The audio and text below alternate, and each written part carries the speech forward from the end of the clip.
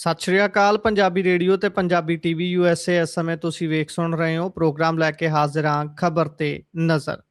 ਦੇਸ਼ ਭਰ ਦੇ ਵਿੱਚ ਅੱਜ ਕੀ ਕੁਝ ਵਾਪਰਿਆ ਹੈ ਉਸ ਤੇ ਪਾਵਾਂਗੇ ਚਾਨਣਾ। ਸਭ ਤੋਂ ਪਹਿਲਾਂ ਸਵਾਗਤ ਕਰ ਲੈਂਦੇ ਆ ਸਾਡੇ ਸੀਨੀਅਰ ਪੱਤਰਕਾਰ ਸਾਥੀ ਮਿੰਟੂ ਗੁਰਸਰੀਆ ਜੀ ਦਾ। ਬਹੁਤ ਬਹੁਤ ਸਵਾਗਤ ਹੈ ਜੀ।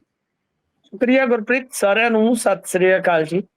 ਸਤਿ ਸ਼੍ਰੀ ਅਕਾਲ ਜੀ। ਸਭ ਤੋਂ ਪਹਿਲਾਂ ਅੱਜ ਦੇ ਪ੍ਰੋਗਰਾਮ ਦੇ ਸਪਾਂਸਰਸ ਦਾ ਧੰਨਵਾਦ ਕਰਦੇ ਚੱਲੀਏ। ਖਾਲਸਾ ਇੰਸ਼ੋਰੈਂਸ ਲੰਬੇ ਸਮੇਂ ਤੋਂ ਇੰਸ਼ੋਰੈਂਸ ਦੇ ਖੇਤਰ ਦੇ ਵਿੱਚ ਸੇਵਾਵਾਂ ਨਿਭਾ ਰਹੇ ਨੇ। ਤੁਸੀਂ ਵੀ ਸੰਪਰਕ ਕਰ ਸਕਦੇ ਹੋ। ਨੰਬਰ ਹੈ 408 272 2500। ਟਿਰਕਿਆਣਾ ਇਮੀਗ੍ਰੇਸ਼ਨ ਲਾ ਫਰਮ। ਜੇ ਟਿਰਕਿਆਣਾ ਹੁਣਾਂ ਨਾਲ ਸੰਪਰਕ ਕਰ ਸਕਦੇ ਹੋ ਕਿਸੇ ਵੀ ਤਰ੍ਹਾਂ ਦੀ ਇਮੀਗ੍ਰੇਸ਼ਨ ਦੇ ਬਾਬਤ ਸਲਾਹ ਮਸ਼ਵਰਾ ਕਰਨ ਦੇ ਲਈ। Krishan Dhanota Yuba City. Baljinder Singh Nijjar Woodland. ਜੀਐਨ ਲਿਊ ਵਾਲੇ ਟਰੱਕ ਵਾਸ਼ ਕਰਦੇ ਨੇ, ਆਇਲ ਚੇਂਜ ਕਰਦੇ ਨੇ, 에ਅਰ ਬ੍ਰੇਕਸ ਦਾ ਕੰਮ ਤਸੱਲੀ ਬਖਸ਼ ਕਰਦੇ ਨੇ। ਤੁਸੀਂ ਇਹਨਾਂ ਦੇ ਕੋਲੋਂ ਨਵੇਂ ਪੁਰਾਣੇ ਟਾਇਰ ਵੀ ਖਰੀਦ ਸਕਦੇ ਹੋ। ਲੋਕੇਸ਼ਨ ਸੈਂਟਾਨੇਲਾ ਦੀ ਹੈ। ਨਿੰਮਾ ਸਹੋਤਾ ਹੋਣਾ ਦਾ ਨੰਬਰ ਹੈ 209 277 0113। Jaswinder Singh Nagra Roseville, Avtar Singh Sangha Yuba City, Baldev Singh Kang Yuba City. ਬਹੁਤ ਬਹੁਤ ਧੰਨਵਾਦ ਹੈ ਇਹਨਾਂ ਸਾਰੇ ਸਪਾਂਸਰਸ ਦਾ। ਤੋ ਕਰੀਏ ਖਬਰਾਂ ਦਾ ਮਿੰਟੂ ਜੀ। ਸਭ ਤੋਂ ਪਹਿਲੀ ਤੇ ਅਹਿਮ ਖਬਰ ਤੇ ਆਈਏ। ਕੱਲ ਰਾਤ ਤੋਂ ਹੀ ਬੜਾ ਰੌਲਾ ਪਿਆ ਹੋਇਆ ਹੈ। ਸ਼ਿਕਾਰੀ ਖੁਦ ਆਪ ਸ਼ਿਕਾਰ ਹੋ ਗਏ ਨੇ। ਵਿਜੀਲੈਂਸ ਦੇ ਹੈੱਡਕੁਆਟਰ ਤੇ ਜਿਹੜੀ ਰੇਡ ਪਈ ਹੈ ਸੀਬੀਆਈ ਦੀ, ਉਸ ਦੇ ਵਿੱਚ ਆਖਰਕਾਰ ਹੁਣ ਕੱਲ ਰਾਤ ਤੋਂ ਤੁਰੇ ਹੋਏ ਕੰਮ ਨੂੰ ਅੱਜ ਸਾਰਾ ਦਿਨ ਹੀ ਲੱਗ ਗਿਆ ਤੇ ਸ਼ਾਮ ਤੱਕ ਛਣ ਕੇ ਬਾਅਦ ਤਫਸੀਲ ਸਾਰੀ ਜਾਣਕਾਰੀ ਬਾਹਰ ਆ ਗਈ ਹੈ। ਵੈਸੇ ਮੈਂ ਤੁਹਾਡੀ ਵੀ ਫੇਸਬੁੱਕ ਵਾਲ ਤੇ ਦੇਖ ਰਿਹਾ ਸੀ, ਤੁਸੀਂ ਤੁਹਾਡੇ ਏਰੀਏ ਦੇ ਕਿਸੇ ਵਿਅਕਤੀ ਦੀ ਪਛਾਣ ਸਾਂਝੀ ਕੀਤੀ ਸੀ ਜਿਹੜਾ ਇਸ ਮਾਮਲੇ ਦੇ ਵਿੱਚ ਫਸਿਆ। ਸਾਰੀ ਦੱਸਿਓ ਜੀ, ਕੀ ਹੈ ਮਾਮਲੇ ਦੀ ਤਫਸੀਲ? ਕਿਉਂ ਦਿੱਲੀ ਤੋਂ ਚੱਲ ਕੇ ਸੈਂਟਰਲ ਏਜੰਸੀ ਆਉਂਦੀ ਹੈ ਪੰਜਾਬ ਦੀ ਵਿਜੀਲੈਂਸ ਦੇ ਹੈੱਡਕੁਆਟਰ ਤੇ? ਹਾਂਜੀ ਬਿਲਕੁਲ, ਹਾਲਾਤ ਤੇ ਐਸੇ ਹੀ ਬਣ ਗਏ ਜਿਵੇਂ ਮੌਸਮ ਵਿਭਾਗ ਵਾਲਿਆਂ ਦੀ ਆਪਣੀ ਛੱਤ ਤੇ ਬੱਦਲ ਫਟ ਗਿਆ ਹੋਵੇ ਤੇ ਉਹ ਸਮਝ ਹੀ ਨਾ ਸਕੇ ਹੁਣ ਕਿ ਕੀ ਬਣ ਗਿਆ।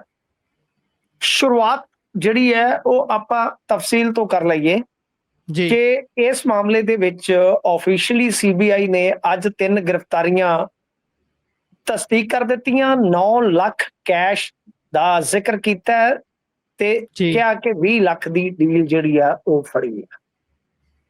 ਮਤਲਬ ਸੀਬੀਆਈ ਦੇ ਅਨੁਸਾਰ ਚੰਡੀਗੜ੍ਹ ਦੇ 5 ਸਟਾਰ ਹੋਟਲ ਦੇ ਵਿੱਚ ਛਾਪਾ ਮਾਰਿਆ ਗਿਆ ਜਿੱਥੇ 20 ਲੱਖ ਦੀ ਡੀਲ ਚੱਲ ਰਹੀ ਸੀਗੀ। ਉੱਥੋਂ ਮਤਲਬ ਕਿ ਪੁਲਿਸ ਨੂੰ ਡੀਜੀ ਵਿਜੀਲੈਂਸ ਦੇ ਰੀਡਰ ਓਪੀ ਰਾਣਾ ਦੇ ਜਿਹੜੇ ਦਲਾਲ ਸੀ ਉਹਨਾਂ ਨੂੰ ਗ੍ਰਿਫਤਾਰ ਕੀਤਾ ਗਿਆ। ਲੇਕਿਨ ਗਨਮੈਨ ਤੋਂ ਮਿਲੀ ਸੂਚਨਾ ਤੋਂ ਬਾਅਦ ਜਿਹੜੇ ਬਾਕੀ ਦੇ ਲੋਕ ਸੀ ਉੱਥੋਂ ਭੱਜ ਨਿਕਲੇ ਜੀ। ਤੇ ਇਸ ਤੋਂ ਬਾਅਦ ਸੀਬੀਆਈ ਨੇ ਪਿੱਛਾ ਕਰਕੇ 2 ਦੋਸ਼ੀਆਂ ਜਿਵੇਂ ਬਾਪ ਬੇਟਾ ਉਹਨਾਂ ਨੂੰ ਪੰਜਾਬ ਹਰਿਆਣਾ ਹੱਦ ਤੇ ਅੰਬਾਲਾ ਦੇ ਕੋਲ ਫੜ ਲਿਆ। ਪੰਜਾਬ ਵਿਜੀਲੈਂਸ ਦੇ ਡੀਜੀ ਸ਼ਰਦ ਸਤਿਅਮ ਚੌਹਾਨ ਨੇ ਕਿਹਾ ਕਿ ਪ੍ਰਾਈਵੇਟ ਲੋਕਾਂ ਦੀ ਗ੍ਰਿਫਤਾਰੀ ਹੋਈ ਹੈ, ਸੀਬੀਆਈ ਜਾਂਚ ਕਰ ਰਹੀ ਹੈ, ਵਿਜੀਲੈਂਸ ਪੂਰਾ ਸਹਿਯੋਗ ਕਰੇਗੀ। ਜਦ ਵਿਜੀਲੈਂਸ ਚੀਫ ਤੋਂ ਰੀਡਰ ਓਪੀ ਰਾਣਾ ਬਾਰੇ ਪੁੱਛਿਆ ਗਿਆ ਤਾਂ ਉਹਨਾਂ ਨੇ ਕੋਈ ਜਵਾਬ ਨਹੀਂ ਦਿੱਤਾ। ਹੁਣ ਇਹ ਕਹਾਣੀ ਕੀ ਆ? ਇਹ ਤਾਂ ਹੋ ਗਈ ਖਬਰ, ਇੱਕ ਆਮ ਸੂਚਨਾ ਕਿ ਸੀਬੀਆਈ ਜਾਂਦੀ ਆ ਇੱਕ 5 ਸਟਾਰ ਹੋਟਲ ਦੇ ਵਿੱਚ ਜਿੱਥੇ ਉਹ ਰੇਡ ਮਾਰਦੀ ਆ। ਸੀਬੀਆਈ ਦੀ ਇਹ ਕਹਾਣੀ ਹੈ, ਕਿਸੇ ਦੇ ਸੰਗੋਂ ਨਹੀਂ ਉਤਰਨੀ ਕਿ ਭੱਜ ਕੇ ਫਲਾਣ ਟਮਕਾ। ਦਰਅਸਲ ਕੀ ਆ ਕਿ ਬਾਪ ਬੇਟਾ ਗ੍ਰਿਫਤਾਰ ਕਰ ਲਏ ਗਏ ਸਨ ਅਤੇ ਇਸ ਤੋਂ ਇਲਾਵਾ ਇੱਕ ਹੋਰ ਸਹਾਇਕ ਇਹਨਾਂ ਦਾ ਗ੍ਰਿਫਤਾਰ ਹੋਇਆ। ਇਹ ਮਾਜਰਾ ਕੀ ਸੀ? ਹੁਣ ਇਹਨੂੰ ਸਮਝਣ ਦੀ ਜ਼ਰੂਰਤ ਆ, ਥੋੜੀ ਗੁੰਝਲ ਖੋਲਦੇ ਆ। ਦਰਅਸਲ ਕੀ ਆ ਕਿ ਇੱਕ ਬੰਦੇ ਦਾ ਕੇਸ, ਯਾਨੀ ਜਿਹੜਾ ਪੰਜਾਬ ਟੈਕਸੀਏਸ਼ਨ ਡਿਪਾਰਟਮੈਂਟ ਦੇ ਵਿੱਚ ਸੀਗਾ, ਸੂਬਾ ਟੈਕਸ ਸਰਵਿਸ ਕਹਿ ਲਓ, ਕਿ ਉਹਦੇ ਵਿੱਚ ਕੰਮ ਕਰਦਾ ਸੀਗਾ। ਉਹਦਾ ਕੋਈ ਸੀਬੀਆਈ ਦੇ ਵਿੱਚ ਨਹੀਂ, ਸੌਰੀ, ਵਿਜੀਲੈਂਸ ਦੇ ਵਿੱਚ ਕੋਈ ਰੌਲਾ ਸੀਗਾ, ਯਾਨੀ ਉਹਦਾ ਨਿਬੇੜਾ ਕਰਨਾ ਸੀਗਾ। 20 ਲੱਖ ਦੇ ਵਿੱਚ ਡੀਲ ਡਨ ਹੋਈ ਆ ਤੇ ਵਿਚੋਲੀਏ ਯਾਨੀ ਦਲਾਲ ਪਾਏ ਜਾਂਦੇ ਆ ਸਾਡੇ ਮਲੋਟ ਸ਼ਹਿਰ ਦੇ ਰਹਿਣ ਵਾਲੇ ਪਿਓ ਪੁੱਤਰ। ਇਹਨਾਂ ਤੇ ਵੀ ਆਉਣਾ, ਮੈਂ ਤੁਹਾਨੂੰ ਬਾਅਦ ਤਫਸੀਲ ਦੱਸੂਗਾ ਇਹਨਾਂ ਦਾ ਸਾਰਾ ਬੈਕਗਰਾਉਂਡ ਮੈਂ ਜੀ। ਹਾਲਾਂਕਿ ਸਾਡੇ ਸ਼ਹਿਰ 'ਚ ਇਹਨਾਂ ਦੇ ਖਿਲਾਫ ਕੋਈ ਆਵਾਜ਼ ਚੂੰ ਚਾਂ ਕਰਨ ਦੀ ਜ਼ਰੂਰਤ ਨਹੀਂ ਕਰਦਾ। ਤਾਂ ਖੈਰ ਗੱਲ ਇਹ ਆ ਕਿ ਅਸਲ ਦੇ ਵਿੱਚ ਹੁੰਦਾ ਕੀ ਆ ਕਿ ਉਸ ਅਫਸਰ ਨੇ ਹੀ ਸ਼ਾਇਦ ਸੀਬੀਆਈ ਨੂੰ ਦੱਸਤਾ ਤੇ ਟਰੈਪ ਲੱਗ ਗਿਆ ਜੀ। ਹੁਣ ਇਹਨਾਂ ਦੇ ਨਾਲ ਦਾ ਇੱਕ ਬੰਦਾ ਤੇ 3 ਜਣੇ ਫੜੇ ਜਾਂਦੇ ਆ। ਓਪੀ ਰਾਣਾ ਕੌਣ ਹੈ? ਓਪੀ ਰਾਣਾ ਬਾਰੇ ਇਹ ਖਬਰਾਂ ਚੱਲ ਰਹੀਆਂ ਨੇ ਪੱਤਰਕਾਰਾਂ ਦੀਆਂ ਸਫਾਂ ਦੇ ਵਿੱਚ ਕਿ ਓਪੀ ਰਾਣਾ ਨੂੰ ਜਦੋਂ ਉੱਥੋਂ ਵਿਜੀਲੈਂਸ ਦੇ ਦਫ਼ਤਰ ਆ ਗਈ ਸੀਬੀਆਈ ਇਹਨਾਂ ਨੇ ਭਜਾ ਦਿੱਤਾ ਉਥੋਂ ਓਪੀ ਰਾਣਾ ਨੇ। ਤੇ ਜਿਹੜੇ ਡੀਜੀ ਆ ਉਹ ਹੁਣ ਕਹਿ ਰਹੇ ਆ, ਸ਼ਰਦ ਸਤਿਅਮ ਚੌਹਾਨ, ਉਹ ਕਹਿ ਰਹੇ ਆ ਜੀ ਕਿ ਦੇਖੋ ਵੀ ਮੇਰਾ ਤਾਂ ਕੋਈ ਤਾਲੁਕਾਤ ਹੀ ਨਹੀਂ ਇਸ ਚੀਜ਼ ਦੇ ਨਾਲ, ਸਿਵਿਲੀਅਨ ਦੀ ਗ੍ਰਿਫਤਾਰੀ ਹੋਈ ਹੈ ਵਗੈਰਾ ਵਗੈਰਾ। ਅਰੇ ਸਾਹਿਬ ਤੇਰਾ ਤੇ ਆਪਣਾ ਰੀਡਰ ਫੜਿਆ ਗਿਆ, ਓਮ ਪ੍ਰਕਾਸ਼ ਸਿੰਘ ਰਾਣਾ, ਯਾਨੀ ਉਹ ਇਸ ਨੈਟਵਰਕ ਦਾ ਹਿੱਸਾ ਦੱਸਿਆ ਗਿਆ, ਸੀਬੀਆਈ ਨੇ ਨੋਮੀਨੇਟ ਕੀਤਾ ਇਸ ਮਾਮਲੇ ਦੇ ਵਿੱਚ। ਕਿਉਂ? ਕਿਉਂਕਿ ਜਿਹੜੇ ਪਿਓ ਪੁੱਤਰ ਸਨ, ਇਹਨਾਂ ਦੀ ਸੈਟਿੰਗ ਸੀਗੀ, ਜੇ ਕਹੀਏ ਆਪਾਂ ਪੂਰੀ ਸੀਗੀ ਇਹਨਾਂ ਦੇ ਵਿੱਚ, ਵਿਜੀਲੈਂਸ ਦੇ ਵਿੱਚ ਤਾਂਕ ਸੀ ਪੂਰੀ ਇਹਨਾਂ ਦੀ ਜੀ। ਅੱਛਾ, ਹੁਣ ਬੜਾ ਵੱਡਾ ਸਵਾਲ ਆ ਕਿ ਉਹ ਜਿਹੜੇ ਕਹਿ ਰਹੇ ਨੇ ਐਸਐਸ ਚੌਹਾਨ ਕਿ ਮੇਰਾ ਕੋਈ ਲਾਗਾ ਤੇਗਾ ਨਹੀਂ, ਪਰ ਘੱਟੋ ਘੱਟ ਤੁਹਾਡੇ ਜੇ ਮੰਨ ਲਓ ਵਿਜੀਲੈਂਸ ਦੇ ਹੈੱਡਕੁਆਟਰ 'ਚ ਇਹ ਇਦਾਂ ਦਾ ਨੈਟਵਰਕ ਚੱਲ ਰਿਹਾ ਸੀ, ਇਹ ਇਦਾਂ ਦਾ ਉੱਥੇ ਲੈਣ ਦੇਣ ਚੱਲ ਰਿਹਾ ਸੀਗਾ, ਤੁਹਾਡਾ ਰੀਡਰ ਉਹਦੇ ਵਿੱਚ ਸ਼ਾਮਲ ਸੀ, ਤੁਹਾਨੂੰ ਪਤਾ ਹੀ ਨਹੀਂ, ਤੇ ਵਿਜੀਲੈਂਸ ਕਾਹਦੀ ਆ ਫਿਰ? ਜੀ, ਵਿਜੀਲੈਂਸ ਕਾਹਦੀ ਆ ਮੈਨੂੰ ਦੱਸੋ? ਵਿਜੀਲੈਂਸ ਜਿਹੜੀ ਆ ਉੱਥੇ ਆੜੂ ਤੋੜਨ ਵਾਸਤੇ ਰੱਖੀ ਆ? ਜੇ ਖੁਦ ਵਿਜੀਲੈਂਸ ਦੇ ਦਫ਼ਤਰ 'ਚ ਰਿਸ਼ਵਤਖੋਰੀ ਦਾ ਪਤਾ ਨਹੀਂ ਲੱਗ ਰਿਹਾ, ਤੇ ਫਿਰ ਤੇ ਰੱਬ ਹੀ ਰਾਖਾ ਹੈ, ਰੱਬ ਰਾਖਾ ਮਿੱਤਰਾਂ ਦਾ। ਨਹੀਂ ਤੂੰ ਹੱਸ ਕੇ ਗੈਰਾਂ ਦੇ ਸੰਗ ਜਾ, ਤੇ ਰੱਬ ਰਾਖਾ ਮਿੱਤਰਾਂ ਦਾ, ਫਿਰ ਤੇ ਜਿੱਥੇ ਮਰਜੀ ਜਾ ਮਟਿਆਰੇ, ਤੇ ਸਾਡੇ ਵੱਲੋਂ ਛੁੱਟੀਆਂ ਨੇ। ਹੁਣ ਅੱਛਾ, ਇਹ ਜਿਹੜੇ ਪਿਓ ਪੁੱਤ ਸੀ, ਇਹਨਾਂ ਤੇ ਵੀ ਆਵਾਂ ਮੈਂ। ਇਹ ਵਿੱਕੀ ਠੇਕੇਦਾਰ ਸੀ ਸਾਡੇ ਸ਼ਹਿਰ ਦਾ, ਇਹਨਾਂ ਦੇ ਘਰੇ ਕਿਸੇ ਟਾਈਮ ਗੁਰਦਾਸ ਬਾਦਲ ਇਹੋ ਜਿਹੇ ਨੇਤਾਗਣ ਆਇਆ ਕਰਦੇ ਸਨ, ਬਹੁਤ ਮਤਲਬ ਕਿ ਇਹਨਾਂ ਦੀ ਸ਼ੁਰੂ ਤੋਂ ਤੂਤੀ ਬੋਲਦੀ ਹੈ। ਇਹ ਜਿਹੜਾ ਮੁੰਡਾ ਹੈ, ਸਾਨੂੰ ਵੀ ਪਤਾ ਕਦੋਂ ਜਵਾਨ ਹੋਇਆ, ਇਸ ਮੁੰਡੇ ਦੀ ਇੰਨੀ ਪਹੁੰਚ ਸੀ, ਗੁਰਪ੍ਰੀਤ ਇੰਨੀ ਪਹੁੰਚ ਸੀ ਕਿ ਨਿਤਨ ਗਡਕਰੀ ਇਹਦੇ ਹੱਥੋਂ ਕੇਕ ਖਾਂਦਾ ਸੀ ਜੀ। ਗਜੇਂਦਰ ਸਿੰਘ ਸ਼ੇਖਾਵਤ ਕੇਂਦਰੀ ਮੰਤਰੀ, ਉਹ ਤੇ ਜੱਫੀ ਚੋਂ ਨਹੀਂ ਛੱਡਦਾ, ਪਤਾ ਨਹੀਂ ਕੀ ਇਹਦੇ ਕੋਲ ਗਿੱਦੜ ਸਿੰਘੀ ਸੀ, ਵਸ਼ੀਕਰਨ ਕਰ ਲੈਂਦਾ ਸੀ ਸ਼ਾਇਦ। ਭਾਈ ਅਨੁਰਾਗ ਠਾਕਰ ਤੋਂ ਲੈ ਕੇ ਯੋਗੀ ਮਹਾਰਾਜ ਜਿਹਨੂੰ ਕਹਿ ਦਿੰਦੇ ਆ ਇਹ, ਵੀ ਯੋਗੀ ਤੱਕ ਇਹਦੀ ਪਹੁੰਚ ਸੀ ਜੀ। ਮੈਂ ਖੁਦ ਜਿਹੜੇ ਭਾਜਪਾ ਦੇ ਜ਼ਿਲ੍ਹਾ ਪ੍ਰਧਾਨ ਸੀ ਉਹਨਾਂ ਨੂੰ ਪੁੱਛਿਆ, ਤਾਂ ਉਹ ਮੰਨੇ ਬਕਾਇਦਾ ਕਿ 3-4 ਸਾਲ ਪਹਿਲਾਂ ਇਹ ਭਾਜਪਾ 'ਚ ਸ਼ਾਮਲ ਹੋ ਗਿਆ ਸੀ। ਯਾਨੀ ਐਕਚੁਅਲ 'ਚ ਇਹ ਮੁੰਡਾ ਜਿਹੜਾ ਵਿੱਕੀ ਠੇਕੇਦਾਰ ਦਾ, ਇਹ ਭਾਜਪਾ ਦੇ ਵਿੱਚ ਆਫੀਸ਼ੀਅਲੀ ਜੁਆਇਨਿੰਗ ਕਰਦਾ ਹੈ, ਪਰ ਇਹਨਾਂ ਦਾ ਮੇਨ ਕੰਮ ਸੈਟਿੰਗ ਕਰਨ ਦਾ ਹੀ ਸੀਗਾ ਗੁਰਪ੍ਰੀਤ। ਮੇਨ ਕੰਮ ਇਹਨਾਂ ਦਾ, ਮੈਂ ਜੋ ਸ਼ਹਿਰਦਾਰੀ ਚੋਂ ਪਤਾ ਕੀਤਾ, ਜੋ ਬਹੁਤ ਤਗੜਾ ਘਰ ਆ ਸਾਡੇ ਮਲੋਟ ਸ਼ਹਿਰ ਦੇ ਵਿੱਚ, ਜੇ ਟੌਪ ਦੇ 10-20 ਘਰ ਕੱਢ ਲੋਗੇ, ਬੜਾ ਤਗੜਾ ਇਹ ਇਲਾਕਾ ਹੈ, ਕੋਈ ਮਤਲਬ ਕਿ ਇਦਾਂ ਨਹੀਂ ਹੈ, ਬੜੇ ਰਿਚ ਇਧਰ ਜ਼ਿਮੀਂਦਾਰ ਨੇ, 200-200 400-400 ਕਿੱਲਿਆਂ ਵਾਲੇ, ਕਈਆਂ ਨੂੰ ਤੇ ਮੇਰੀ ਗੱਲ ਦਾ ਯਕੀਨ ਹੀ ਨਹੀਂ ਹੋਣਾ ਵੀ ਇੰਨੀ ਜ਼ਮੀਨ ਵੀ ਹੁੰਦੀ ਹੈ ਲੋਕਾਂ ਕੋਲ। ਸਾਡੇ ਇੱਧਰ ਇਹ ਆਮ ਆ, ਇਹ ਤੋਂ ਵੀ ਜ਼ਿਆਦੀਆਂ ਜ਼ਮੀਨਾਂ ਹੈ। ਤਾਂ ਮਤਲਬ ਕਿ ਜਿਹੜੇ ਟੌਪ ਦੇ ਲਾ ਲਓ ਕੋਈ 10-20 ਘਰ ਹੋਣਗੇ ਨਾ ਸਾਡੇ ਇਲਾਕੇ ਦੇ ਵਿੱਚ, ਐਸਾ ਘਰ ਆ ਇਹਨਾਂ ਦਾ। ਤਾਂ ਮਤਲਬ ਕਿ ਇਹਨੂੰ ਗਨਮੈਨ ਮਿਲੇ ਹੋਏ ਸਨ ਬਕਾਇਦਾ, ਪੰਜਾਬ ਪੁਲਿਸ ਦੀ ਸਿਕਿਉਰਿਟੀ ਮਿਲੀ ਸੀਗੀ, ਤੇ ਅਹੁਦਾ ਇਹਦੇ ਕੋਲ ਆਫੀਸ਼ੀਅਲੀ ਭਾਵੇਂ ਕੋਈ ਨਹੀਂ ਸੀ, ਪਰ ਇਹ ਗੱਲ ਸਾਫ਼ ਸੀ ਕਿ ਕਥਿਤ ਤੌਰ ਤੇ ਇਹ ਇੱਕ ਨੈਟਵਰਕ ਦਾ ਹਿੱਸਾ ਸਨ, ਸੈਟਿੰਗਾਂ ਕਰਾਉਂਦੇ ਸਨ। ਅੱਜ ਕੱਲ ਬਈ ਗੁਰਪ੍ਰੀਤ, ਦਲਾਲ ਬਹੁਤ ਜ਼ਿਆਦਾ ਨੇ, ਬਹੁਤ ਜ਼ਿਆਦਾ ਦਲਾਲ ਨੇ।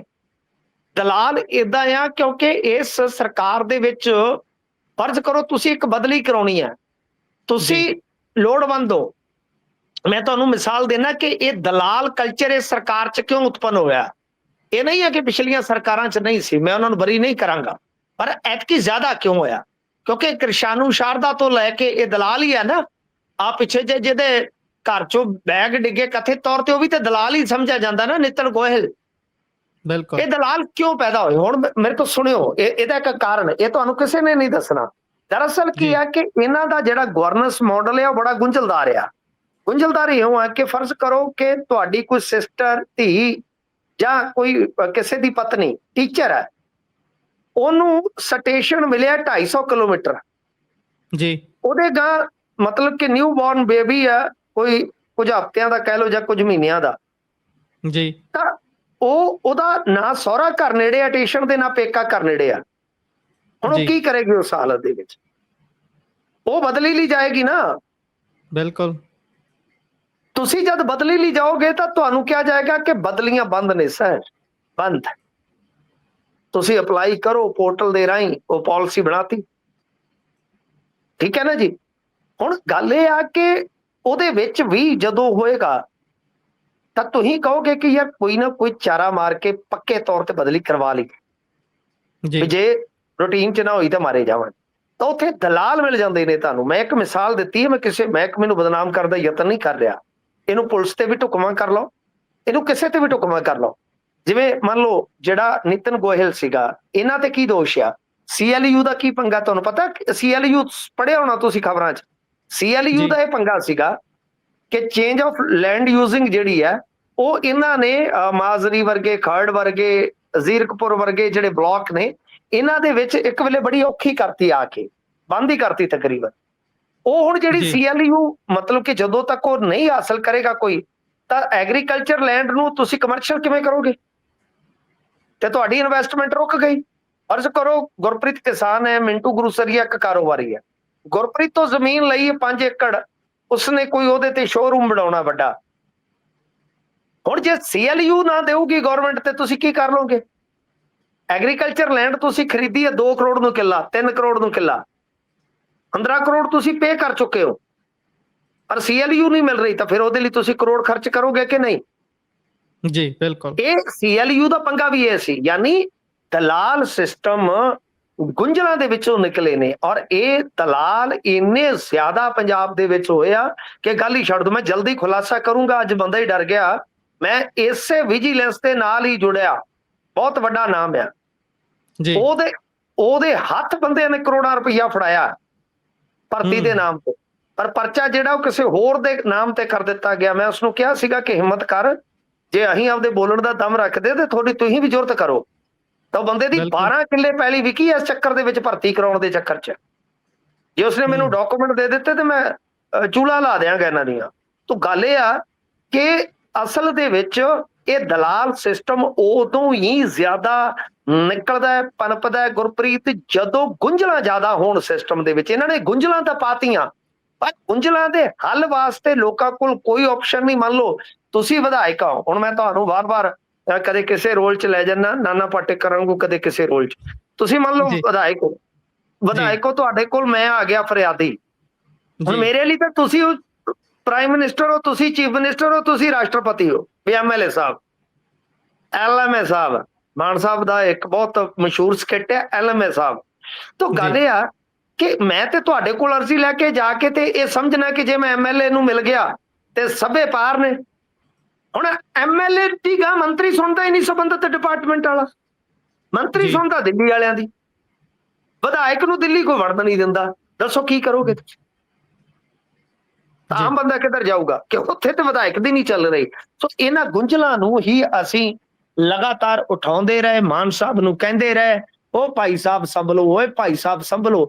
ਨਹੀਂ ਸੰਭਲੇ ਤੇ ਹੁਣ ਤੇ ਤੁਹਾਨੂੰ ਪਤਾ ਹੀ ਹੈ ਕੰਮ ਗੰਦਲੇ ਹੀ ਹੋ ਗਏ। ਬਿਲਕੁਲ ਬਿਲਕੁਲ।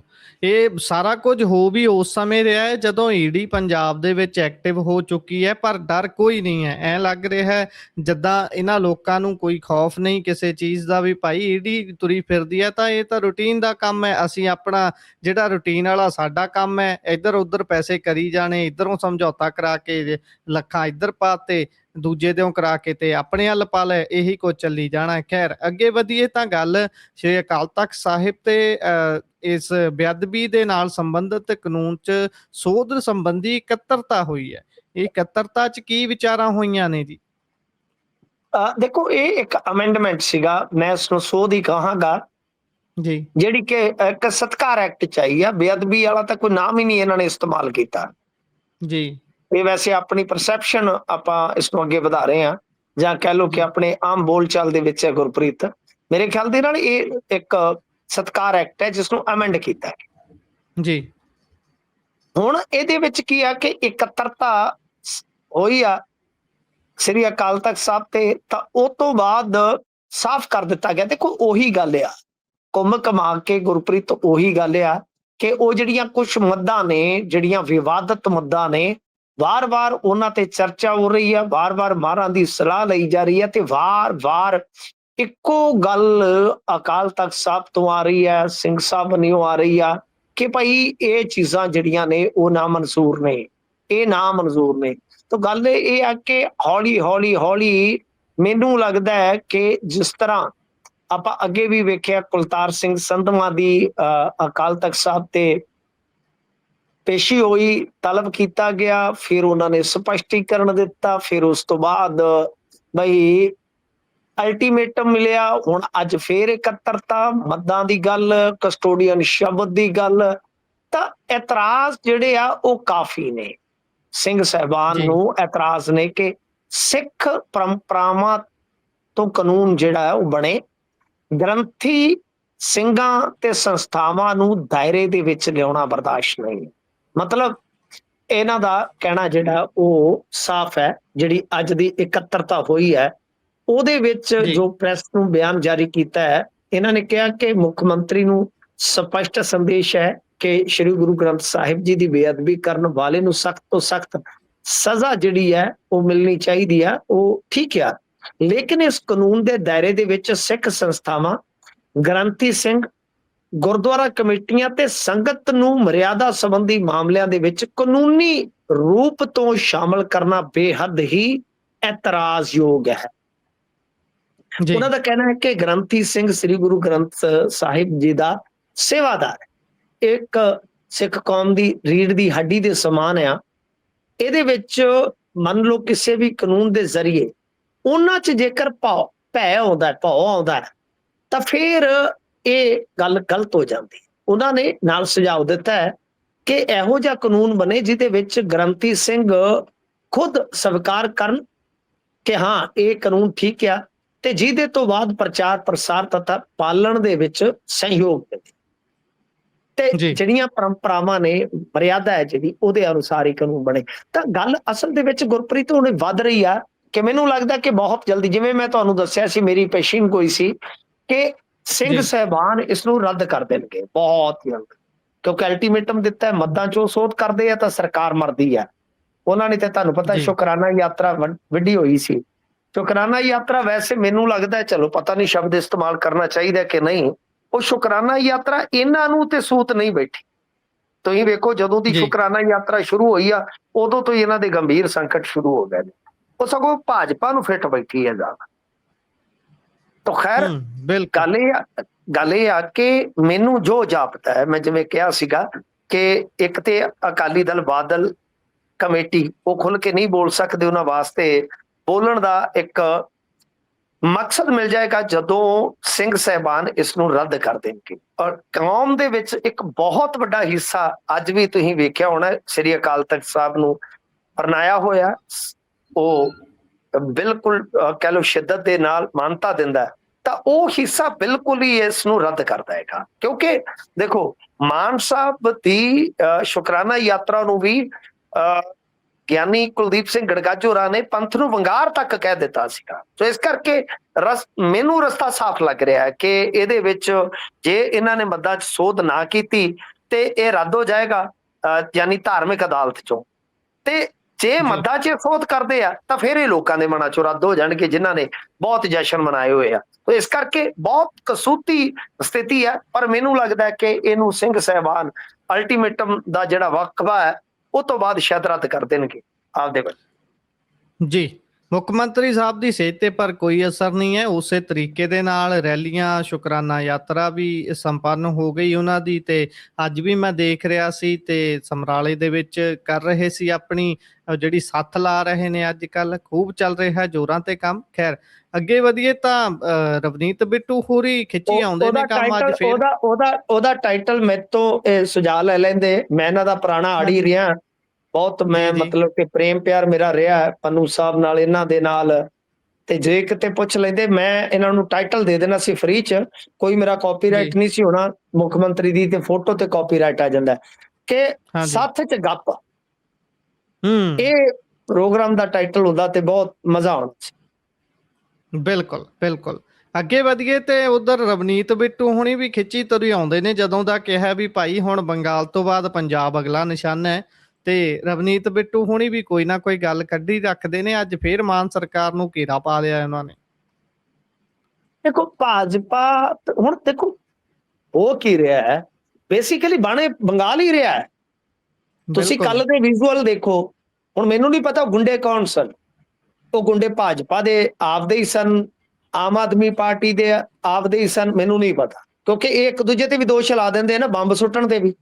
ਉਹ ਕਹਿੰਦਾ ਵੀ ਜੀ ਜੀ ਇਹਨਾਂ ਦੀ ਨਲਾਇਕੀ, ਉਹ ਕਹਿੰਦਾ ਜੀ ਇਹਨਾਂ ਦੀ ਜ਼ਿੰਮੇਵਾਰੀ ਹੈ।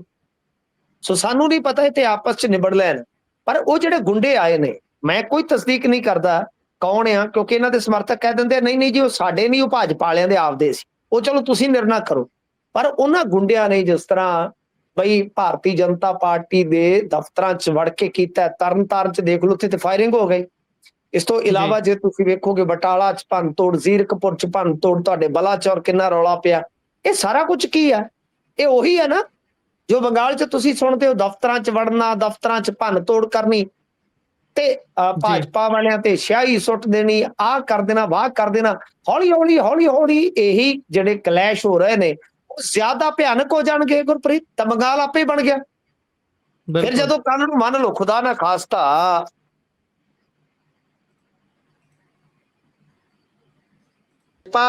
ਆ ਜਾਂਦੀ ਆ ਸੱਤਾ ਦੇ ਵਿੱਚ, ਜੇ ਭਾਜਪਾ ਦੀ ਸੱਤਾ ਆ ਜਾਂਦੀ ਆ ਤੇ ਫਿਰ ਉਹ ਇਹਨਾਂ ਦੇ ਦਫ਼ਤਰਾਂ ਚ ਵੜਨਗੇ, ਉਹਨਾਂ ਦੇ ਗੁੰਡੇ। ਅੱਜ ਫਰਜ਼ ਕਰੋ ਇਹਨਾਂ ਦੇ ਗੁੰਡੇ ਵੜ ਰਹੇ ਆ, ਔਰ ਇਹ ਮੈਨੂੰ ਪਤਾ ਹੈ, ਇਸ ਗੱਲ ਦਾ ਮੈਨੂੰ ਇਲਮ ਆ ਕਿ ਸਾਡੇ ਜਿਹੜੇ ਪੰਜਾਬੀ ਆ ਕੁਛ ਉਹ ਬ੍ਰੇਨ ਵਾਸ਼ਡ ਹੋ ਗਏ ਨੇ, ਕੋਈ ਕਿਸੇ ਦੇ ਪਿੱਛੇ, ਕੋਈ ਕਿਸੇ ਦੇ ਪਿੱਛੇ। ਤੇ ਜੇ ਇਹਨਾਂ ਨੂੰ ਆਕਾ ਇਹ ਕਹਿ ਦਿੰਦੇ ਆ ਕਿ ਕਾਗਜ਼ ਹੀ ਖੋਹ ਲਿਆਓ ਜਨਾਨੀ ਤੋਂ, ਤੇ ਖੋਹ ਲਿਆਉਂਦੇ ਆ, ਤੇ ਗੁੰਡਾਗਰਦੀ ਵੀ ਕਰ ਸਕਦੇ। ਇਹਦੇ ਚ ਕੀ ਆ ਗੁਰਪ੍ਰੀਤ? ਇਹ ਕੋਈ ਅਲੋਕਾਰੀ ਤੇ ਗੱਲ ਨਹੀਂ।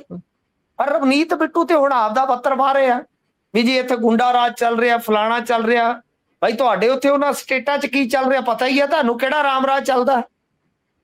ਬਿਲਕੁਲ ਸਭ ਪਤਾ ਹੀ ਆ, ਸਭ ਪਤਾ ਹੀ ਆ। ਅੱਜ ਮੱਧ ਪ੍ਰਦੇਸ਼ ਤੋਂ ਇੱਕ ਸਟੋਰੀ ਲੱਗੀ ਸੀਗੀ ਇੱਕ ਬਹੁਤ ਵੱਡੇ ਅਖਬਾਰ ਚ, ਕਿ ਕਿਸ ਤਰ੍ਹਾਂ ਇਹਨਾਂ ਦੇ ਮੱਧ ਪ੍ਰਦੇਸ਼ ਦੇ ਵਿੱਚ ਜ਼ਮੀਨ ਖਰੀਦੀ ਗਈ, ਫਿਰ ਉੱਥੋਂ ਸੜਕ ਲੰਘ ਗਈ, CLU ਕਰਾ ਕੇ ਕਿਸ ਤਰ੍ਹਾਂ ਉਹ ਜਿਹੜੀ ਥੋੜੇ ਜਿਹੇ ਪੈਸਿਆਂ ਦੀ ਜ਼ਮੀਨ ਸੀ ਉਹ ਕਈ ਹਜ਼ਾਰ ਕੇ ਸੈਂਕੜੇ ਕਰੋੜ ਦੀ ਉਹ ਵੇਚ ਦਿੱਤੀ ਗਈ। ਤੁਹਾਡੇ ਰਾਜਾਂ ਦੇ ਵਿੱਚ ਕੀ ਬਿੱਟੂ ਜੀ? ਉੱਥੇ ਸਭ ਕੁਝ ਜਿਹੜਾ ਹੈ ਉਹ ਦੁੱਧ ਧੋਤਿਆਂ ਦਾ ਚੱਲਦਾ? ਨਹੀਂ, ਐਸਾ ਨਹੀਂ ਹੈ।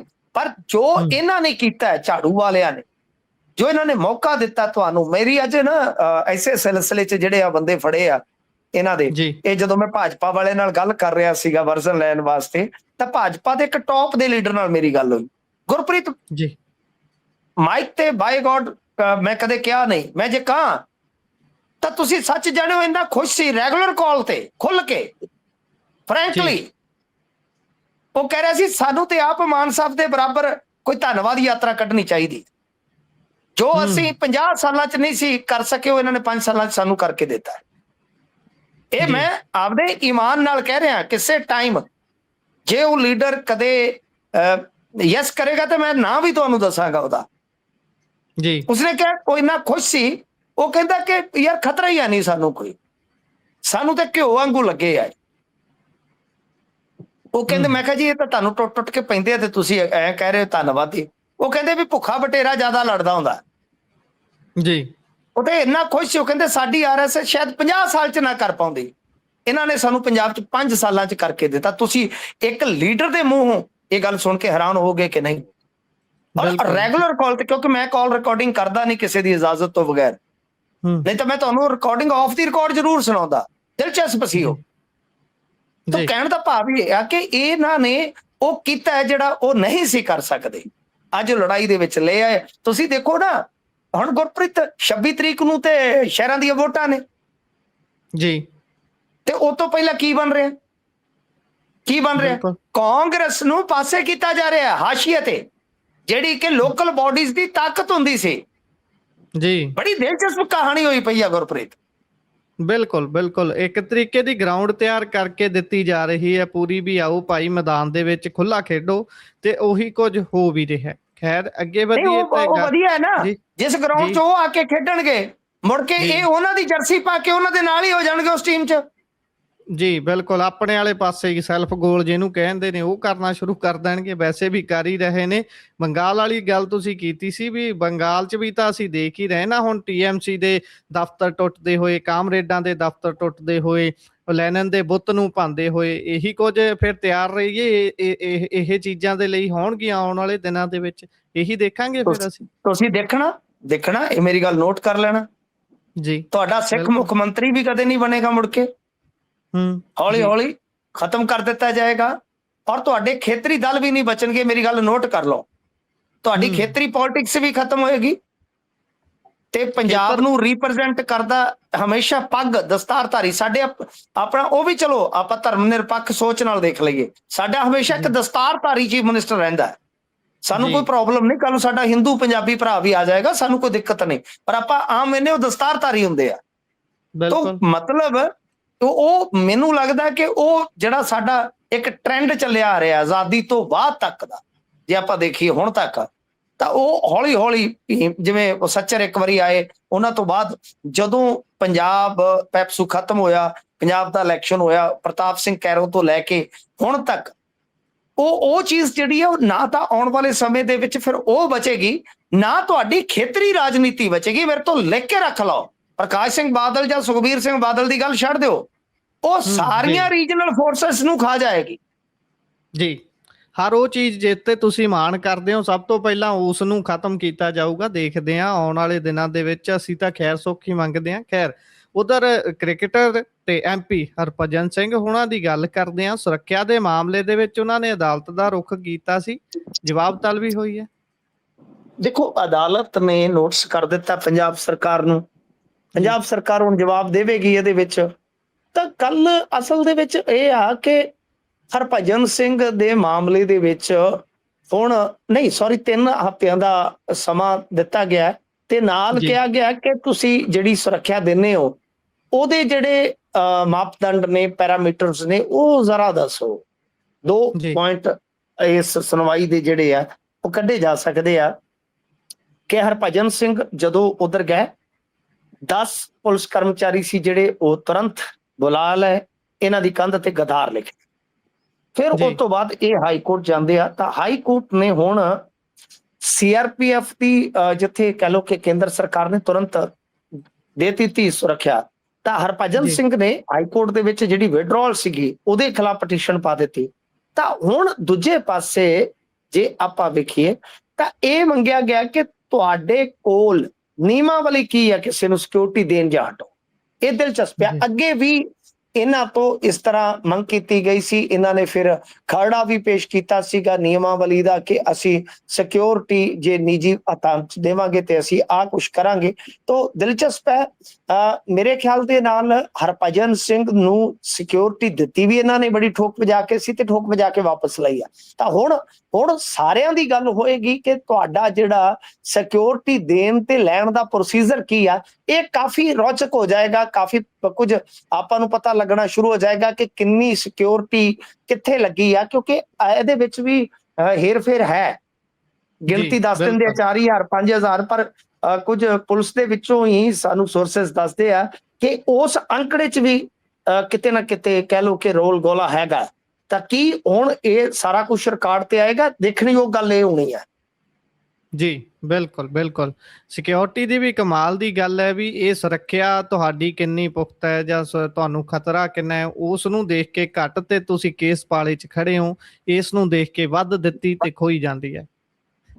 ਖੈਰ ਅੱਗੇ ਵਧੀਏ ਤੇ ਸਥਾਨਕ ਸਰਕਾਰਾਂ ਦੀਆਂ ਚੋਣਾਂ ਦੇ ਵਿੱਚ ਪਿੜ ਮੱਗ ਚੁੱਕਿਆ, ਪੂਰੀ ਤਿਆਰੀ ਹੈ, ਜੋ ਗਰਮਜੋਸ਼ੀ ਹੋਣ ਵਾਲੀ ਹੈ ਇੱਧਰ ਨੂੰ ਵੀ। ਹਾਂਜੀ ਬਿਲਕੁਲ ਗੁਰਪ੍ਰੀਤ, ਇਹਦੇ ਵਿੱਚ ਕੀ ਆ ਕਿ ਹੁਣ ਜੇ ਆਪਾਂ ਲੋਕਲ ਬਾਡੀਜ਼ ਦਾ ਦੇਖੀਏ ਤਾਂ ਸੋਸ਼ਲ ਮੀਡੀਆ ਤੇ ਅੱਜ ਮੈਂ ਪੜ੍ਹ ਰਿਹਾ ਸੀਗਾ ਸਾਡੇ ਏਰੀਆ ਦੇ ਵਿੱਚ ਤੇ ਬਹੁਤ ਸਾਰੇ ਪੱਤਰਕਾਰ ਹੈ ਜਿਨ੍ਹਾਂ ਦੇ ਪੋਸਟਰ ਪੈ ਰਹੇ ਆ ਕਿ ਆ ਵੀ ਲੜੇਗਾ ਜੀ, ਆ ਵੀ ਲੜੇਗਾ, ਆ ਵੀ ਲੜੇਗਾ। ਕਮਾਲ ਹੈ। ਵੈਸੇ ਇਹ ਵੀ ਅੱਜ ਕੱਲ ਸੋਸ਼ਲ ਮੀਡੀਆ ਦਾ ਦੌਰ ਹੈ ਕਿ ਜਿੱਥੇ ਕੋਈ ਬੰਦਾ ਨੇਮ ਫੇਮ ਹਾਸਲ ਕਰਦਾ ਹੈ ਤਾਂ ਉਹਨੂੰ ਸਿਆਸਤ ਦੇ ਵਿੱਚ ਉਸ ਚੀਜ਼ ਦਾ ਲਾਭ ਵੀ ਮਿਲਦਾ ਹੈ, ਇਹਦੇ 'ਚ ਕੋਈ ਸ਼ੱਕ ਨਹੀਂ। ਤਾਂ ਨਾਮਜ਼ਦਗੀਆਂ ਹੁਣ 13 ਤੋਂ ਸ਼ੁਰੂ ਹੋ ਜਾਣੀਆਂ, ਯਾਨੀ ਭਲਕ ਤੋਂ ਫਿਰ ਪੜਤਾਲ ਹੋਏਗੀ 18 ਤੋਂ, ਨਾਮਜ਼ਦਗੀ ਵਾਪਸੀ 19 ਤੋਂ, VOTING 26 ਨੂੰ, ਨਤੀਜੇ 29 ਨੂੰ। ਜੀ ਜੇ ਕੁੱਲ ਮਿਲਾ ਕੇ ਆਪਾਂ ਵੇਖੀਏ ਤਾਂ ਇਹਦੇ ਵਿੱਚ ਕੀ ਆ, 8 ਨਿਗਮ, 76 ਨਗਰ ਕੌਂਸਲਾਂ ਤੇ 21 ਨਗਰ ਪੰਚਾਇਤਾਂ ਜਿਨ੍ਹਾਂ ਦੀ ਚੋਣ ਹੋਣੀ ਆ। ਹੁਣ ਸੋਸ਼ਲ ਮੀਡੀਆ ਤੇ ਅੱਜ ਕੱਲ ਪ੍ਰਚਾਰ ਬਹੁਤ ਚੱਲਦਾ ਹੈ, ਇਹ ਚੱਲ ਰਿਹਾ। ਕੁਝ ਬੰਦੇ ਵਿਅਕਤੀਗਤ ਤੌਰ ਤੇ ਜਿਹੜੀਆਂ ਲੋਕਲ ਨਿਊਜ਼ ਵੈਬਸਾਈਟਾਂ ਹੁੰਦੀਆਂ ਉਹ ਫੋਟੋ ਪਾ ਕੇ, ਸਰਵੇ ਕਰਾ ਕੇ, ਥੱਲੇ ਕਮੈਂਟ ਲੈ ਕੇ, ਨਾਲੇ ਕਹਿ ਲਓ ਕਿ ਪੁੰਨ ਨਾਲੇ ਫਲੀਆਂ ਵਾਲਾ ਕੰਮ ਕਰਦੇ ਆ, ਨਾਲੇ ਅਗਲੇ ਨੂੰ ਗਾਲਾਂ ਕਢਾ ਦਿੰਦੇ, ਨਾਲੇ ਆਪਦੇ 4 ਪੈਸੇ ਬਣਾ ਲੈਂਦੇ ਆ। ਬੜਾ ਕੰਮ ਚੱਲਿਆ। ਕਿਹਨੂੰ ਕਿੰਨੇ ਨੰਬਰ ਦਿਓਗੇ? ਉਹ ਨੰਬਰ ਸਵਾਹ ਮਿਲਦੇ ਹੁੰਦੇ, ਅਗਲੇ ਨੂੰ ਗਾਲਾਂ ਜਿਹੜੀਆਂ ਮਿਲੀਆਂ ਹੁੰਦੀਆਂ ਥੱਲੇ, ਉਹ ਹੀ ਪੜ੍ਹ ਕੇ ਨੰਬਰਾਂ ਤੋਂ ਪਤਾ ਲੱਗਦਾ ਕਿ ਕਿੰਨੇ ਕੁ ਲੈ। ਬਹਰਹਾਲ ਜਿਵੇਂ ਆਪਾਂ ਗੱਲ ਕੀਤੀ ਸੀ ਥੋੜੀ ਜਿਹੀ ਹਲਕੀ ਜੀ, ਤਾਂ ਉਹਦੇ ਵਿੱਚ ਆਪਾਂ ਦੇਖੀਏ ਤਾਂ ਪਾਰਟੀਆਂ ਹਾਲੇ ਇੰਨਾ ਸਰਗਰਮ ਨਹੀਂ ਹੈ। ਖਾਸ ਤੌਰ ਤੇ ਕਾਂਗਰਸ ਦਾ ਕਿਤੇ ਨਾ ਕਿਤੇ ਵੇਖੀਏ ਤਾਂ ਮੈਨੂੰ ਲੱਗਦਾ ਕਿ ਥੋੜਾ ਜਿਹਾ ਕੰਮ ਡਾਊਨ ਆ, ਕਿਉਂਕਿ ਉਹਨਾਂ ਦੀ ਜਥੇਬੰਦੀ ਤਬਦੀਲੀ ਹਾਲੇ ਕੋਈ ਵੀ ਵੇਖਣ ਨੂੰ ਮਿਲੀ ਨਹੀਂ। ਤੇ ਇਸ ਕਰਕੇ ਜਿਹੜਾ ਹੇਠਲਾ ਕਾਡਰ ਹੈ, ਵਰਕਰ ਹੈ, ਉਹ ਉਹਨਾਂ ਦਾ ਨਿਰਾਸ਼ ਹੈ। ਭਾਰਤੀ ਜਨਤਾ ਪਾਰਟੀ ਵਾਲਿਆਂ ਨੇ ਤਾਂ ਤਿਆਰੀ ਵਿੱਢੀ ਹੋਈ ਆ। ਇਹ ਤੇ ਜਿੱਦਣ ਬੰਗਾਲ ਦੇ ਵਿੱਚ ਇਹਨਾਂ ਦਾ ਰਿਜ਼ਲਟ ਆ ਰਿਹਾ ਸੀਗਾ, ਉਦੋਂ ਜਿਹੜੇ RSS ਦੇ ਸੰਗਠਨ ਮੰਤਰੀ ਆ, ਉਹ ਇਹਨਾਂ ਚੋਣਾਂ ਸੰਬੰਧੀ ਮੀਟਿੰਗ ਕਰ ਰਹੇ ਸਨ ਬਠਿੰਡਾ ਦੇ ਵਿੱਚ। ਤਾਂ ਇਹ ਤਿੰਨੇ ਧਿਰਾਂ, ਆਮ ਆਦਮੀ ਪਾਰਟੀ ਦਾ ਤਾਂ ਨੈਟਵਰਕ ਬਈ ਹੈ ਹੀ ਹੈ, ਇਹ 3 ਧਿਰਾਂ ਤੇ ਨਜ਼ਰ ਰਹਿਣੀ ਸੀ ਕਿ ਪਰ ਚਲੋ ਦੇਖਦੇ ਆ ਉਡਾਰੀ ਕਿਹਦੀ ਵੱਡੀ ਹੋਏਗੀ। ਪਰ ਜੇ ਇਹਨਾਂ ਚੋਣਾਂ 'ਚ ਕਾਂਗਰਸ ਦੇ ਬਰੋਬਰ ਜਾਂ ਕਾਂਗਰਸ ਨੂੰ ਪਛਾੜ ਦਿੰਦੀ ਹੈ ਭਾਜਪਾ, ਤਾਂ ਫਿਰ ਸਮਝ ਲਓ ਕਿ ਬਹੁਤ ਔਖੀ ਵਾਪਸੀ ਹੋ ਜਾਏਗੀ। ਉਹ ਜਿਵੇਂ ਕਹਿੰਦਾ ਨਾ, ਕਨਫਰਮ ਸੋਹਣਿਆ ਵੇ ਤੇਰੀ ਟਿਕਟ ਵਾਪਸੀ ਦੀ, ਪਰ ਇੱਥੇ ਟਿਕਟ ਫਿਰ ਕਨਫਰਮ ਨਹੀਂ ਰਹਿਣੀ। ਬਿਲਕੁਲ। ਤੇ ਉਧਰ ਨੀਟ ਦਾ ਪੇਪਰ ਇੱਕ ਵਾਰ ਮੁੜ ਤੋਂ ਲੀਕ ਹੋ ਗਿਆ। ਇਹ ਲੀਕ ਹੋਣ ਵਾਲਾ ਕੰਮ, ਲੀਕੇਜ ਰੁਕਦੀ ਕਿਉਂ ਨਹੀਂ ਜੀ? ਇਹ ਆਏ ਸਾਲ ਖਬਰ ਨਿਕਲ ਹੀ ਰਹਿੰਦੀ ਹੈ ਵੀ ਭਾਈ ਫੇਰ ਲੀਕ ਹੋ ਗਿਆ, ਫੇਰ ਲੀਕ ਹੋ ਗਿਆ। ਨਹੀਂ, ਜਦੋਂ ਸਿਸਟਮ ਹੀ ਵੀਕ ਹੈ ਤਾਂ ਫਿਰ ਇਹ ਤਾਂ ਲੀਕ ਹੋਣਾ ਹੀ ਹੋਣਾ ਕੰਮ। ਦੂਜੇ ਪਾਸੇ ਇਹ ਲੋਹੇ ਤੇ ਲੀਕ ਬਣ ਗਿਆ ਕਿ ਇਹ ਪੇਪਰ ਲੀਕ ਹੀ ਹੋਣਾ। ਕਮਾਲ ਹੈ ਜੀ। ਤਾਂ NTA ਨੇ ਮੰਨਿਆ ਅੱਜ ਕਿ ਅਸੀਂ ਜ਼ਿੰਮੇਵਾਰ ਹਾਂ। ਤੇ ਵੈਸੇ ਜਿਹੜੇ ਉੱਚ ਸਿੱਖਿਆ ਮੰਤਰੀ ਹੈ ਧਰਮਿੰਦਰ ਪ੍ਰਧਾਨ, ਉਹ ਤਾਂ ਨਿਕਲ ਗਏ ਬਹਿ ਕੇ ਅੱਜ। ਹੁਣ ਇਹਨਾਂ ਨੇ ਮਤਲਬ ਕਿ ਨੀਟ ਦੇ ਮਾਮਲੇ 'ਚ 6 ਫੈਸਲੇ ਲਏ ਆ ਕਿ ਪ੍ਰੀਖਿਆ ਦੁਬਾਰਾ ਹੋਏਗੀ, ਫਿਰ ਤੋਂ ਅਪਲਾਈ ਕਰਨ ਦੀ ਜ਼ਰੂਰਤ ਨਹੀਂ ਹੈ। ਪ੍ਰੀਖਿਆਰਥੀਆਂ ਨੂੰ ਕੋਈ ਫੀਸ ਐਕਸਟਰਾ ਜਮ੍ਹਾਂ ਕਰਾਉਣ ਦੀ ਜ਼ਰੂਰਤ ਨਹੀਂ। ਪਹਿਲੀ ਜਿਹੜੀ ਜਮ੍ਹਾਂ ਫੀਸ ਹੈ ਉਹ ਵਾਪਸ ਕਰ ਦਿੱਤੀ ਜਾਏਗੀ। ਨਵੇਂ ਐਡਮਿਟ ਕਾਰਡ ਜਿਹੜੇ ਆ ਉਹ ਜਾਰੀ ਕਰਨ ਦਾ ਸ਼ਡਿਊਲ ਦੇ ਦਿਆਂਗੇ ਤੇ ਐਗਜ਼ਾਮ ਸੈਂਟਰ ਜਿਹੜੇ ਉਹ ਬਦਲੇ ਨਹੀਂ ਜਾਣਗੇ। ਦੱਸਦੇ ਆ ਕਿ ਇਹ ਲੀਕ ਜਿਹੜਾ ਪੇਪਰ ਹੋਇਆ ਹੈ ਉਹ ਕੇਰਲਮ ਦੇ ਇੱਕ ਕਾਲਜ ਦੇ ਵਿੱਚੋਂ ਹੋਇਆ ਹੈ। ਕੁਐਸਚਨ ਬੈਂਕ ਜਿਹੜਾ ਸੀਗਾ ਉਹ ਸੀਕਰ ਦੇ ਵਿੱਚ ਇੱਕ ਮੁੰਡੇ ਨੇ ਆਪਣੇ ਦੋਸਤ ਨੂੰ ਭੇਜਿਆ ਤੇ ਫਿਰ ਉੱਥੋਂ ਇਹ ਪੇਪਰ ਸ਼ੇਅਰ ਹੁੰਦਾ ਹੈ ਤੇ ਫਿਰ ਜਿਹੜੀ ਪੇਪਰ ਦੇ ਨਾਲ ਜੁੜੀ ਆਨਲਾਈਨ ਚੈਟ ਹੈ ਉਹ ਵਾਇਰਲ ਹੁੰਦੀ ਹੈ। ਤਾਂ ਇਹ ਗੜਬੜੀ ਪਹਿਲਾਂ ਤੇ ਮੰਨ ਹੀ ਨਹੀਂ ਸੀ ਰਹੇ, ਪਰ ਐਨ ਮੌਕੇ ਤੇ ਫਿਰ ਚਲੋ ਮੰਨ ਲਿਆ ਇਹਨਾਂ ਨੇ ਵੀ ਸਾਡੀ ਗਲਤੀ ਆ। ਪਰ NTA ਦੇ ਵਿੱਚ ਮੈਂ ਅੱਗੇ ਵੀ ਕਿਹਾ ਕਿ ਬਹੁਤ ਗੜਬੜ ਹੈ। ਜੇ ਇਸ ਨੂੰ ਵਿਸਤਾਰ ਪੂਰਵਕ ਆਪਾਂ ਲਈਏ ਥੋੜਾ ਟਾਈਮ ਲੱਗੇਗਾ।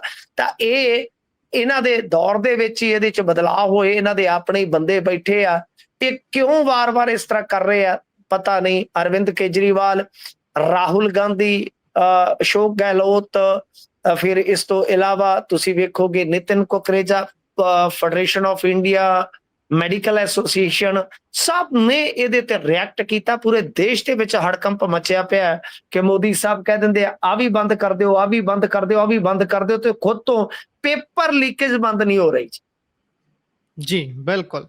ਇਸੇ ਦੇ ਨਾਲ ਪ੍ਰੋਗਰਾਮ ਦਾ ਸਮਾਂ ਇੱਥੇ ਹੀ ਸਮਾਪਤ ਹੁੰਦਾ ਹੈ। ਤੁਸੀਂ ਜੁੜੇ ਜਾਣਕਾਰੀਆਂ ਸਾਂਝੀਆਂ ਕੀਤੀਆਂ, ਬਹੁਤ ਬਹੁਤ ਧੰਨਵਾਦ ਜੀ। ਧੰਨਵਾਦ।